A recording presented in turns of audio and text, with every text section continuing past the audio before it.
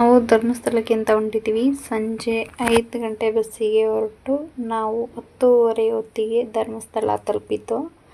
So ಅಲ್ಲೆಲ್ಲ ಇಳಿದು video ಮಾಡಿ, ನೈಟ್ ಎಲ್ಲ ಚೆನ್ನಾಗಿತ್ತು ಅಂತ ವೀಡಿಯೋ ಎಲ್ಲ ಮಾಡಿ, ತುಂಬ ಜನ ರಶ್ ಇತ್ತು. ಸೊ ಅಲ್ಲಿಂದ ಪಾಪುಮುಡಿ ಕೊಡೋತಕ್ಕೆ ಹೋದು. ಅಲ್ಲಿ ಹೋಗಿ ನಿಂತ್ಕೊಂಡು ಕಾದು ಬಂದರು. ಆಮೇಲೆ ಜಾಸ್ತಿ ಜನ ಇತ್ತು. ಎಲ್ಲ ಮುಡಿ ಎಲ್ಲ ಕೊಟ್ಟು ಸ್ನಾನ ಮಾಡೋಕ್ಕೆ ಅಂತ ಹೊಳೆಗೆ ಬಂದು ಅಲ್ಲಿ ಸ್ವಲ್ಪ ಹೊತ್ತು ಆಟ ಆಡಿ ಸ್ನಾನ ಮಾಡಿ ದರ್ಶನಕ್ಕೆ ಲೇಟ್ ಆಗುತ್ತೆ ಅಂತ ಹೊರಟು.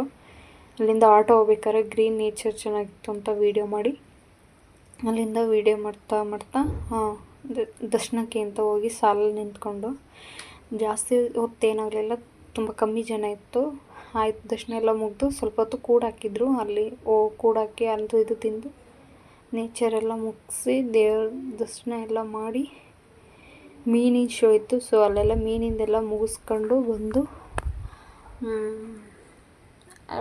ಮೀನಿಂದೆಲ್ಲ ಚೆನ್ನಾಗಿತ್ತು.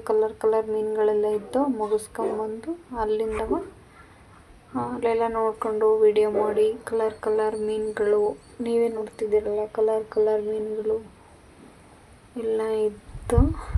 ಅಲ್ಲಿಂದ ಮುಗಿಸ್ಕೊಂಡು ಊರಿಗೆ ಹೊರಟು ಬಂದು. ಈ ವಿಡಿಯೋ ಇಷ್ಟ ಆದಲ್ಲಿ ಲೈಕ್ ಮಾಡಿ, ಶೇರ್ ಮಾಡಿ ಹಾಗೂ ಸಬ್ಸ್ಕ್ರೈಬ್ ಮಾಡಿ.